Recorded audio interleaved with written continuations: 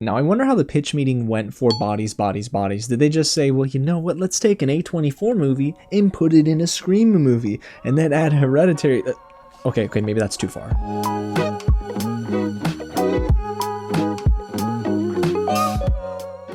What's going on, you guys? James here with another real review, and today we're getting into all of my spoiler-free thoughts on Bodies, Bodies, Bodies. A huge thank you to A24 for giving me the chance to watch this here in South Florida. Now, it hits theaters August 12th, so when you see it, let me know down below in the comments what you think, and if you agree with all of my thoughts. Again, guys, it's spoiler-free because this is kind of like a slasher, right? So I don't want to spoil who might the killer be. It's definitely surprising. It's directed by Halina, Reijn, and this is her second feature-length film, and the cast is pretty stacked, starring Amandla, Stenberg, Bakalova, Rachel Sennott, Chase Sui Wonders, Pete Davidson, Myha'la, Herrold, and Lee Pace. Now, the premise of the movie is not too complex. It really is just a group of rich kids in their 20s, maybe even 30s, I'm not sure, and they go to a friend's mansion during a hurricane. So their hurricane party then turns into a game called Bodies, Bodies, Bodies, where someone pretends to be the murderer, but then people actually start dying. So it's really interesting, and the approach is, well, it's very A24, so I was hooked. Now, guys, before we get into my thoughts and I tell you what worked with the movie and what didn't really work, if it is your first time here at the channel, welcome to Real James, where I love talking about movies, TV, and all the news in between. So if you do too, go ahead and hit the big red button below, subscribe to the channel, tap on the bell, and hit the thumbs up button for more reviews and content just like this. I cannot wait. This week is going to be so fun. I got interviews for Never Have I Ever, reviews for Never Have I Ever, and Day Shift on Netflix. So I can't wait to dive into all of it. But you know what? Let's waste no more time, and let's start off on an optimistic note and get into my positives. And you know what? It starts with this. There are some pretty solid performances here. Now, I am a fan of Amandla Stenberg's acting, and here she plays Sophie, an emotionally complex character and a recovering drug and alcohol addict. So she has a lot of layers, and in this performance, I think she does a really great job. She's the one actor here, the one character, honestly, that to me has an arc of sorts, and I start to understand a little bit more about the character as the movie goes on, but there is a shift in the way her performance goes from 0 to 100, and I love what she did in the context of the movie itself. Yes, is this a performance that might stick with you for the whole year?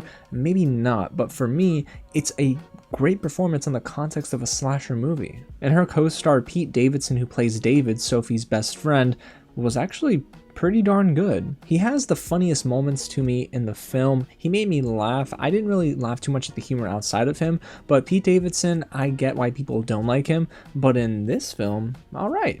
He actually pulled it off. And then there's Bakalova as B. Now, this is Sophie's love interest in the movie, and even though she wasn't served the best material until the third act, this is when her talent was put on full display. It actually did take a little while to get started, and I was a little nervous because I thought, oh man, are they gonna waste her talent here? But they didn't. Now, up until the third act, she doesn't actually get a lot of speaking lines, but she's able to do a lot of different nuanced acting with her eyes. I do love that she was paired up with Amandla Stenberg though in this movie, because both of them actually play off pretty well from one another. And then there's Lee Pace as Greg. Now, this is the most out of place performance, but not in a bad way. He's just much older than everyone else, and I do think that was the intention, but Lee Pace, man, is he good at just fitting the mold of the character he's playing. Yes, Greg is awkward, but he was good. And actually, for the most part, really darn believable in the role that he was portraying. And yes, he was slightly menacing at times, but again, I ain't getting no spoilers. But yes, Lee Pace had a solid performance here too. And honestly, as a whole, the chemistry among our ladies was pretty solid. There were a lot of quippy back and forth liners between one another. The dialogue was pretty sharp, and yeah, it was snappy, guys.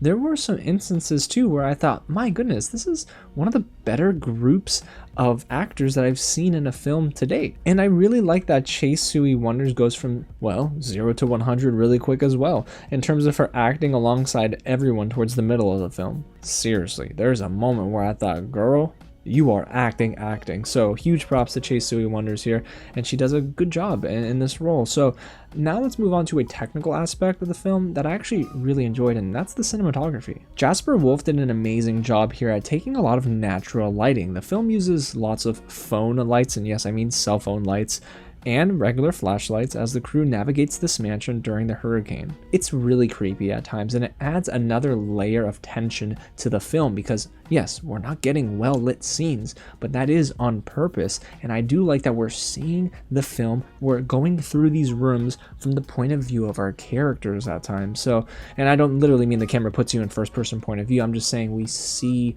the surrounding environment as they probably would see it. So it really just adds a lot to this film. So a huge bit of props goes to Jasper Wolf and that team.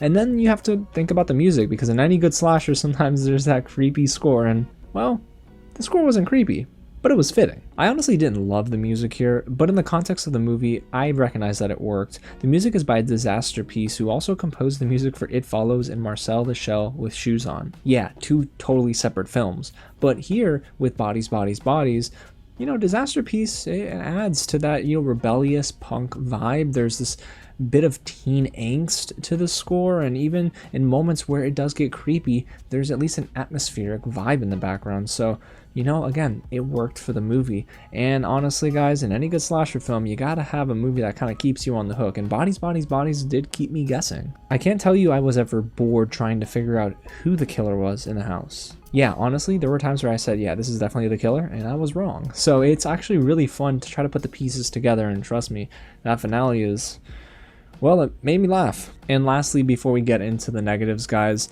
I gotta say, Bodies, Bodies, Bodies is an A24 slasher through and through, so sometimes the slasher element gets thrown out the window. That might be a good thing or a bad thing for some fans here of the genre, but we do get a lot of other layers in this movie, and I'm actually thankful for that. See, slashers are good, but they're great when you start to maybe add in an element of emotion and some relatability with the characters, and at least here with Bodies, Bodies, Bodies, we get some of that, especially towards the middle or the back end of the film. So yeah, I would say that if you came for an A24 slasher film, you're pretty much going to get what you expected. But guys, for all that's good about the movie, there are some things that I really didn't enjoy about this, and let's start here. I didn't care for the writing. It is way too on the nose for its own good. Now I understand with these movies that really are appealing to the Gen Z crowd, I'm not the target demographic, and that's fine. But this movie sometimes it has a pandering type of commentary to it where a lot of the conversation doesn't feel organic. It doesn't feel natural. At the height of this story's tension, we get an overly long back and forth between our characters where each line felt incredibly forced. It's just not something that I would say in the context of kids panicking, they would just come out and throw these terms and phrases out. Like, I get that maybe if you sit down and write a script, it might sound good on paper, but it didn't really play well on the screen. So sometimes the writing for me was a little too all over the place. And then there are some performances here that I didn't really like. And honestly, one that comes to mind is Rachel Sennott as Alice. Now, I don't think she's a bad actor, but in this film, it's just a combination of some pretty annoying writing for her character and her performance that just didn't work for me. She's supposed to be the comedic relief, but honestly, I didn't laugh. So if that's the case, of course, I can't come here and lie and tell you that, yeah, she worked wonders, but it just wasn't a good fit for me, and I found a lot of her character motivations to be pretty annoying. Maybe that's the intention, but it just distracted me at times where I felt like I needed to be more locked in. And lastly, guys, listen, I didn't expect much in terms of character development from Bodies, Bodies, Bodies, but there are moments, especially in the first act, where there's a ton of expositional dialogue that's trying to catch us up on the lives of our leads, and it kind of fell flat. The first half of this movie struggles to set the stage for the eventual suspenseful second half, but it wasn't effective to me. And then there were a lot of shallow moments of dialogue where, again, I just didn't feel like they did a good job at trying to clue the audience in on these friends and what their lives, or where their lives are at up to this point. They act friendly and sometimes not, but you can tell there's a lot of shared history between them. But that's the thing, you can tell that because they tell you. We don't see any of this. We're not building up to it properly.